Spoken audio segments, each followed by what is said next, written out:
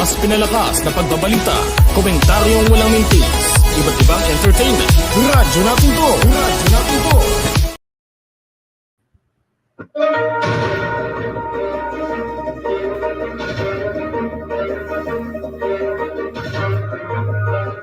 Duterte not resigning for now following the impeachment.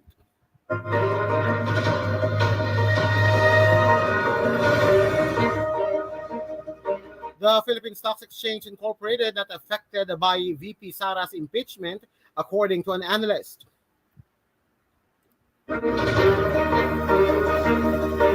The Department of Education reviews anti-bullying laws, IRR, amid rising cases in schools.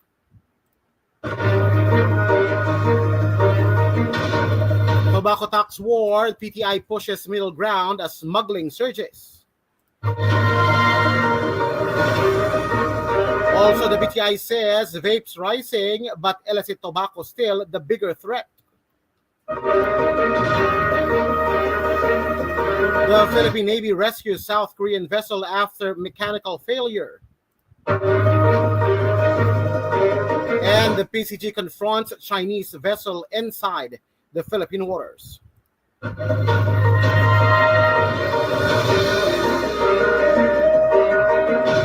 This and more on Newsline Weekend.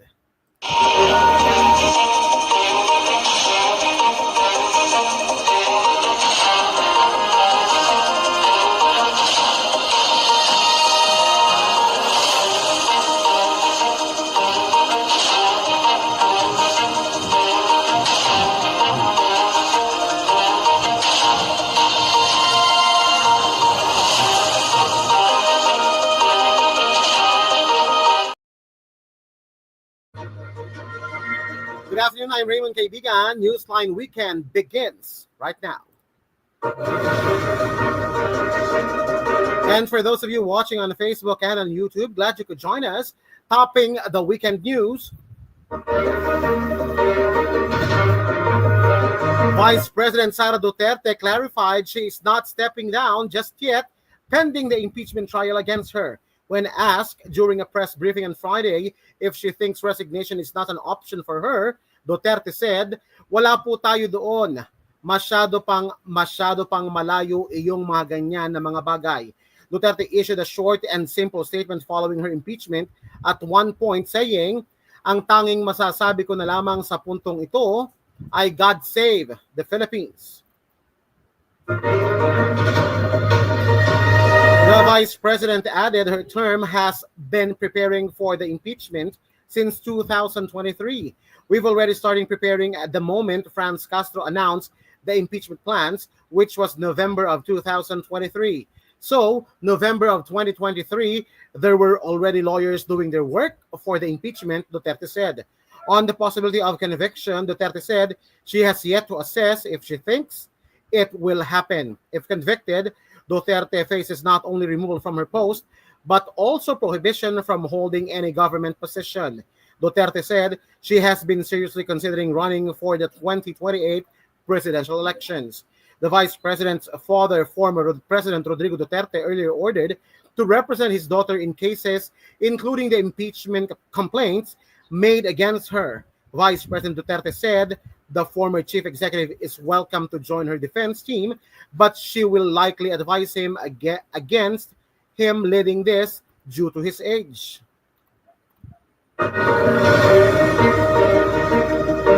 Duterte would also prefer not to appear at the impeachment trial, telling reporters, "Kung pwede namang hindi and I understand, pwede naman, hindi na. Kasi baka ma-intimidate lang silang lahat sa presence ko doon." Senate President Chis Escudero previously said, if a defendant is not needed in an impeachment trial, but they may waive their appearance. But the Senate has the power to issue a subpoena. Even the Vice President's Valentine's Day message to the public had something to do with the impeachment. Mas masakit pa ang maiwanan ng boyfriend o girlfriend kaysa ma-impeach ka ng House of Representatives, she said.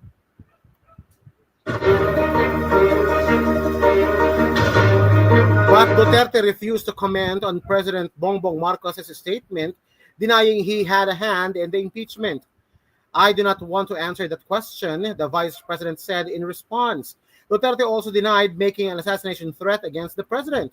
She previously said she directed someone to kill the chief executive, First Lady Marcos, and House Speaker Martin Romualdez if someone murdered her. This was mentioned in the impeachment complaint accusing Duterte of violating the Constitution, graft and corruption, betrayal of public trust, bribery, and other high crimes.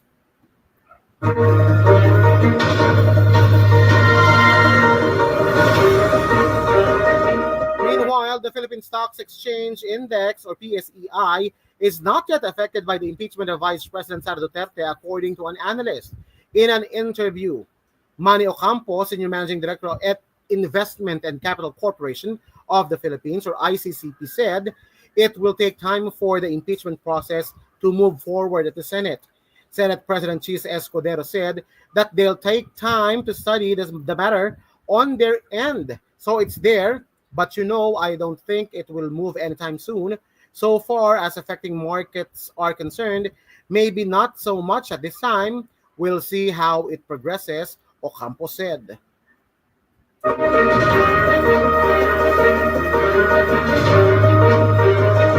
added that the impeachment of the Vice President Duterte will not impact foreign investors as most of them already left the Philippine market. So maybe I'll call it neutral also on the other side. Foreign investors will probably be taking a look at how the midterm elections come up. We've heard it from some guys that we've spoken to, some foreign fund managers. They're taking a look at it on the midterm elections on the political front, at least, he said. The House of Representatives impeached VP Sara after 215 congressmen endorsed the verified complaints against her. On Friday, 25 more lawmakers have expressed their intent to join the fourth impeachment complaint against Duterte, according to leaders of the House of Representatives. This exceeds the one-third threshold required under the 1987 Constitution and the House rules on impeachment proceedings. The impeachment complaint approved by congressmen cited 7 allegations against the vice president, including conspiracy to assassinate President Ferdinand Marcos, First Lady Liza Araneta, and House Speaker Martin Romualdez, malversation of 612.5 million pesos of confidential funds, bribery and corruption at the Department of Education, and her alleged involvement in the Davao Death Squad, among others.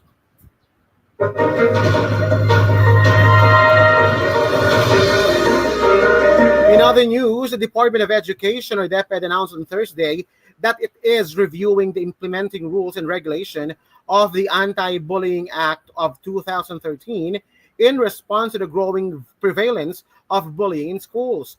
Education Secretary Sani Angara emphasized the need for stronger policies and better compliance to protect students. We are reviewing the IRR of the anti-bullying law and ensuring greater compliance, especially with the adoption of stronger policies required by the law, Angara said. To strengthen its response to bullying, DepEd has reinforced its Learner Protection Office and is working to fill more guidance counselor positions. We are also prioritizing filling guidance counselor or similar positions to ensure there are people to help, Angara added.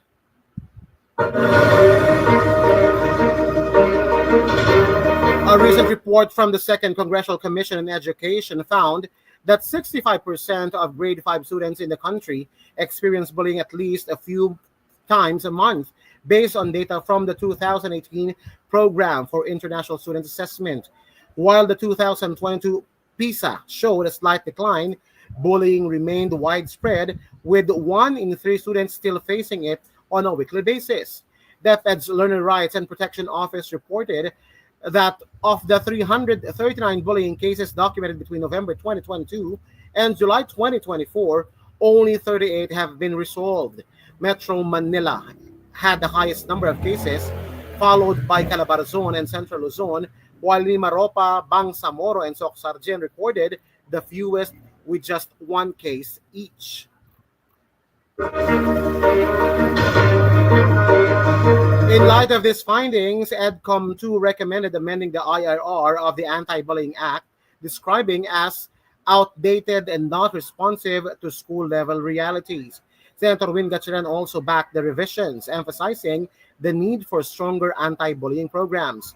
Revisions to the IIR should address the law's uneven implementation, along with other issues including limitations in policy scope, variations in school practices, and a significant lack of trained personnel, Gatchalian said. He also stressed the importance of implementing the Basic Education, Mental Health, and Wellbeing Promotions Act, or Republic Act number 12080, which mandates the development of a school-based mental health program to support anti-bullying efforts.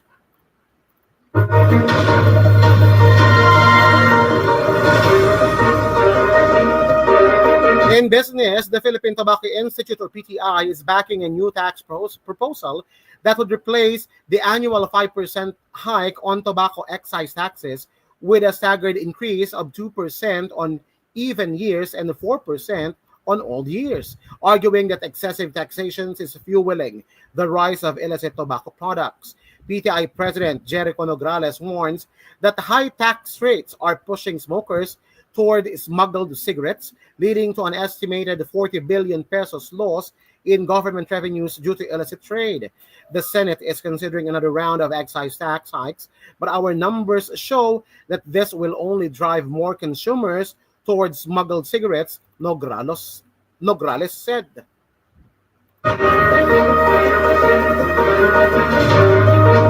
Historical data from government sources reveal that both Philip Morris Philippines and Japan Tobacco Incorporated Philippines have seen significant declines in revenue since 2015, correlating with consecutive excise tax hikes. In 2015, Philip Morris Philippines reported revenues of around 65 billion pesos, which dwindled to 50 billion by 2023. Similarly, Japan Tobacco Incorporated Philippines saw a decrease from 45 billion pesos in 2015 to just 32 billion pesos in 2023. This trend mirrors the overall decline in legal tobacco sales, with the government collecting 130 billion pesos in excise taxes last year, down from a high of 176 billion pesos in 2021. Nograles attributes this not to reduced smoking rates, but to the explosion of illicit trade.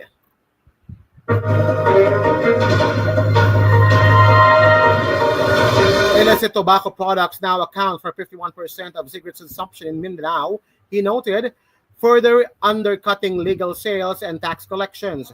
The Bureau of Internal Revenue, or BIR, recently raised alarms over a potential 27 billion peso shortfall if the tax hikes are frozen, but PTI argues that maintaining the status quo will only make the problem worse. We are happy to pay taxes, but if you overtax tobacco, you actually allow illicit trade to flourish, Nograles stressed.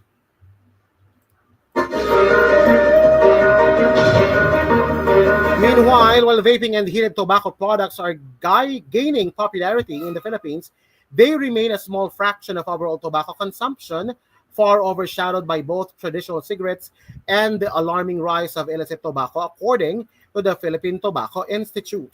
Vape consumption is still below 10% of the market. Conventional cigarettes are still dominating, and the biggest growth is actually in illicit tobacco, PTI President Jericho Nograles said.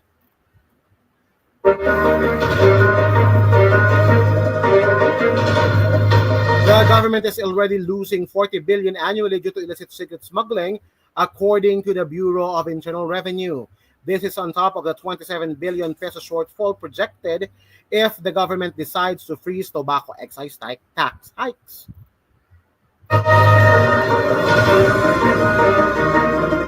FYI, illicit tobacco does not undergo quality control and does not contribute to the government's health programs, unlike legal products that fund universal health care.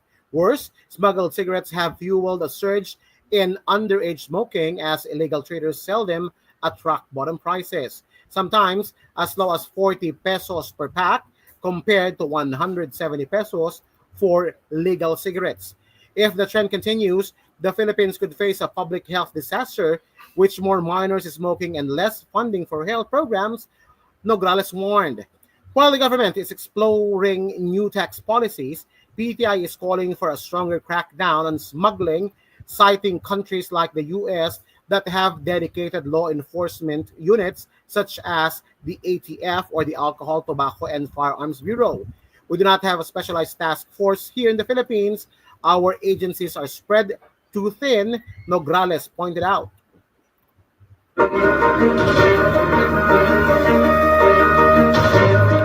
As lawmakers debate the future of tobacco taxes, PTI warns that useless or unless illicit trade is tackled first, both the government and the Filipino consumers will bear the cost. Coming up next on Newsline Weekend. The Philippine Navy rescues South Korean vessel after mechanical failure. And the PCG confronts Chinese vessel inside the Philippine waters.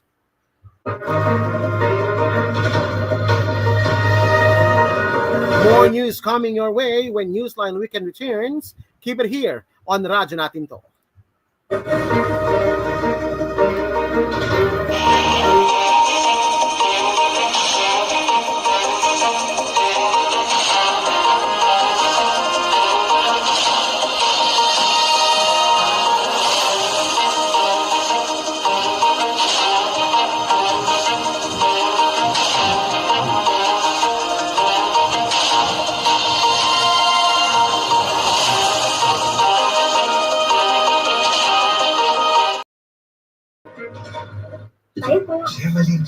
Shemalin. Hapon na mukhang fresh ka pa din. Ay, baho lang ng anit. Mabahong anit? Mag-New Head & Shoulders every day para kahit malapit, fresh ang anit. Shemalin, mag-refresh ka na sa hapon man o sa malapitan. New Head & Shoulders for 100% dandruff-free hair. No visible flakes with regular use.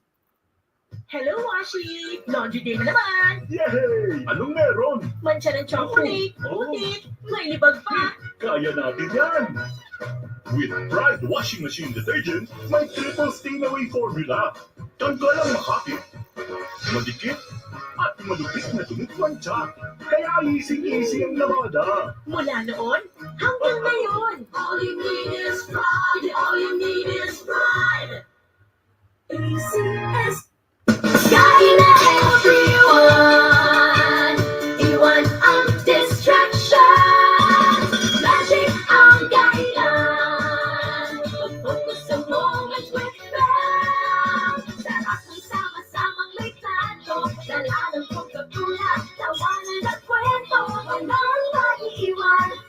Sa bonding. Buhos lang ang puso. Pagkatula at yanin. Dahil na everyone. Everyday sa bahay, daming activities. Kaya breakfast pa lang, give them champion energy. Milo breakfast every day. Milo breakfast every day. Jumpstart your day with a balanced diet, healthy lifestyle, and an energized, nutritious breakfast with Milo. May winning combination of milk, champion energy nutrients, at Choco-Mommy sarap. Milo breakfast every day. Milo breakfast every day. Healthy jumpstart your day. Milo every day. Sabi na tatlo. Silong mananalo, apat libaan na. I-Vicks na nga natin. Vicks Vaporub, bibigay ginhawa mula sa anim na simptomas ng sipon. Bitawan siya, mabuti ng pakiramdam. Vicks Vaporub is available in Pure Gold stores nationwide. Visit your nearest branch now. I-Vicks na nga natin. Mabuti ng pakiramdam. Camphor Plus Menthol Plus Eucalyptus Oil is the generic name of Vicks Vaporub. If symptoms persist, consult your doctor. Ngayon, everything starts from the home. Stay at home, work from home, school from home. Buti na lang, lagi namin kasama ang sarap na at home sa aking pamilya. Gardenia. Dahil ang gardenia bread, laging masarap, mabango, malambot, masustansya, at freshly baked every day. Kaya kami mag-anak, ngayong stay at home, laging may gardenia sa bahay. Tara, let's bagets! Gardenia time! Gardenia, laging kasama.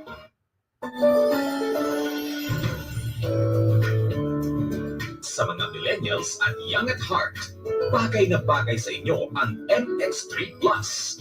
May CoQ10 at may L-carnitine. Sabayan pa ng workout at healthy diet. Kayang ma-achieve ang good health. Mag-MX3 Plus araw-araw para M-Extraordinary. Mahalagang paalala, ang MX3 capsule ay hindi gamot at hindi dapat gamitin panggamot sa anumang uri ng sakit. Kapag kintab na sahig ang pag-uusapan, dito na tayo sa number 1. Star Wax Floor Wax. Kintab ay to the max. Ay nalilis ng sahig, kumiling-kiling tayo mga bisis. Kapag kintab na usapan, dito na tayo sa number 1. Mag-Star Wax Wax, Star Wax Wax. Yan ang kintab na to the max, max, max. Star Wax ang number 1 floor wax. May waterproof formula. Buhusan mo ng tubig, palikintab ang sahig. Star Wax Wax, Star Wax Wax. Star Wax, di amoy gas. Star Wax ang number 1 kintab na to the max. Star Wax ang number 1 floor wax. Gawa ng ACS Manufacturing Corporation. ISO certified world-class quality. ACS. Shield Bath Soap. Galit sa sakit at may malasakit. Ang Shield Bath Soap ay recommended ng Philippine Nurses Association. Di biro maging nurse, dapat marunong sa sakit at marunong mag-alaga. Yun bang may malasakit? Kaya madating sa bags for anak ko, tulad ko, lalo't may pamilya ko. Kaya ang sabi ko, Shield Bath Soap. Galit ito sa sakit na dulot ng germs. May antibacterial na pareho ng sa leading brand. At may malasakit sa skin dahil may shea butter moisturizer. May malasakit din sa budget dahil super affordable. Kaya naman recommended ito ng Philippine Nurses Association. Shield galit sa sakit, may malasakit. Shield Bath Soap, manufactured by ACS Manufacturing Corporation.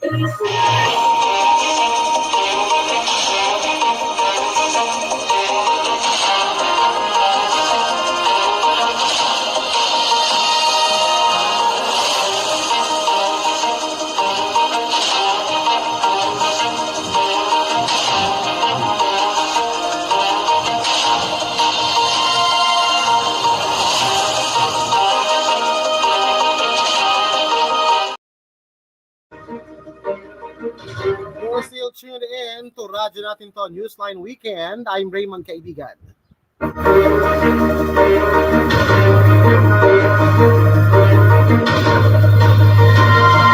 Philippine Navy successfully rescued a South Korean passenger vessel that experienced mechanical failure off the coast of Burgos, Ilocos Norte. The Odosorang 1 issued an emergency alert on Wednesday morning after encountering mechanical malfunctions. Naval Forces Northern Luzon immediately responded and deployed BRP Nestor Reynosa or PC-380 to escort Odosarang 1 safely to Suwal, Pangasinan. This derailment restricted its ability to maneuver, prompting this command to take immediate action, the Naval Forces Northern Luzon said in a statement. All its Korean crew members, including 9 Filipinos, were reported safe following the rescue, while the foreign vessel underwent repairs. Meanwhile,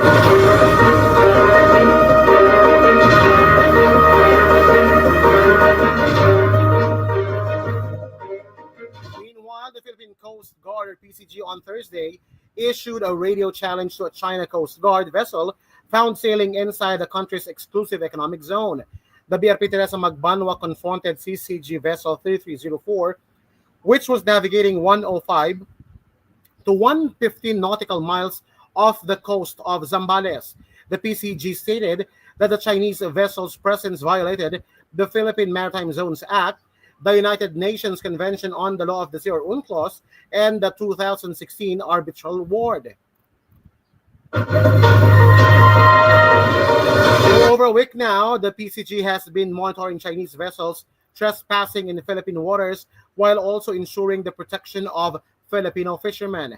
On February 1, the PCG detected CCG vessels 3301 and 3104 about 34 nautical miles of Pangasinan, well within the Philippines' economic zone. Using its dark vessel detection or DVD program, the agency tracked the ships and deployed its Islander aircrafts for visual identification and a radio challenge. In response, the PCG dispatched BRP Cobra and BRP Bagaray to Bulidao, Pangasinan to monitor the vessel's movement.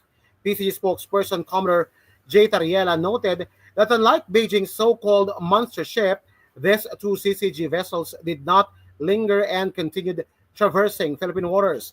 As of Monday morning, they were last detected 70 to 75 nautical miles of Luna, La Union.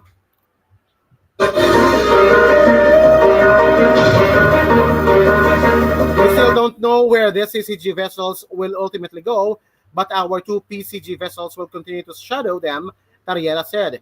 He also confirmed that no local fishermen have reported harassment from the Chinese ships. Meanwhile, CCG 5901, known as China's monster ship, was pushed further from Zambales coastline on Sunday, Feb 2. Initially spotted 54 nautical miles from shore, the massive Chinese vessel was driven back by the BRP Teresa Magbanwa to approximately 120 nautical miles closer to Bajo de Masinloc or Scarborough Shoal, a disputed area under Beijing's control since 2012. The PCG remains on high alert, closely monitoring Chinese maritime activities within the Philippine waters. And in sports, no Davis, no problem. Thompson led Mavericks stunned Celtics 127-120. The Dallas Mavericks snapped a 3-game losing streak with a 127-120 road victory over the Boston Celtics on Thursday, which is Friday Manila time, overcoming key injuries and a late Boston rally to secure the win. Klay Thompson led the Mavericks with 25 points, 23 of which came in the first half, while Spencer Dinwiddie provided spark off the bench with 22 points. The victory marked a strong response from Dallas, which had struggled since trading Luka Doncic to the Los Angeles Lakers in a blockbuster deal for Anthony Davis. Despite Davis missing his third straight game due to an abdominal strain, the Mavericks dominated the most of the contest, shooting an impressive 57.7% from the field, or 49 of 88, and leading by as many as 27 points in the second half.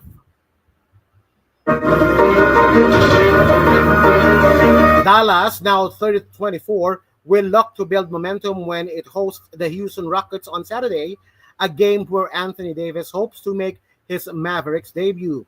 Boston, now 36-15, will try to bounce back against the New York Knicks at Madison Square Garden on the same night.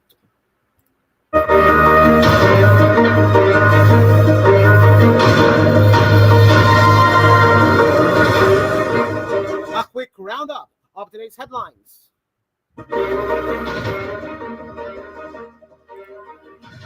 Duterte not resigning for now following impeachment. The PSEI not yet affected by BP Sara's impeachment, according to an analyst. DepEd reviews anti-bullying laws, IRR, amid rising cases in schools. Tobacco tax war, the PTI pushes middle ground as smuggling surges. Vapes rising, but illicit tobacco still the bigger threat, according to the PTI. Philippine Navy rescues South Korean vessel after mechanical failure. The PCG confronts Chinese vessel inside the Philippine waters. And in sports, no Davis, no problem. Thompson led Mavericks Sun Celtics 127-120.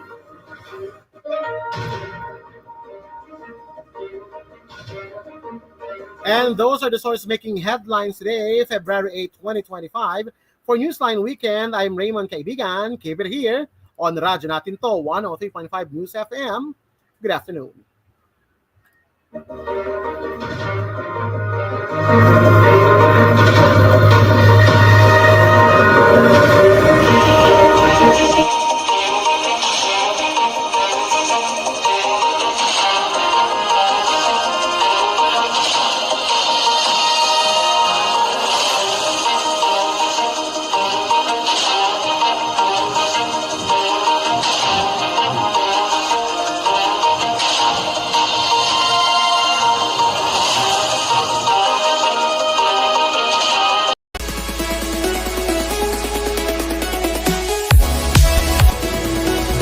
Mas pinalakas na pagbabalita, komentaryong walang mintis, iba't ibang entertainment. Radyo natin to! Radyo natin to!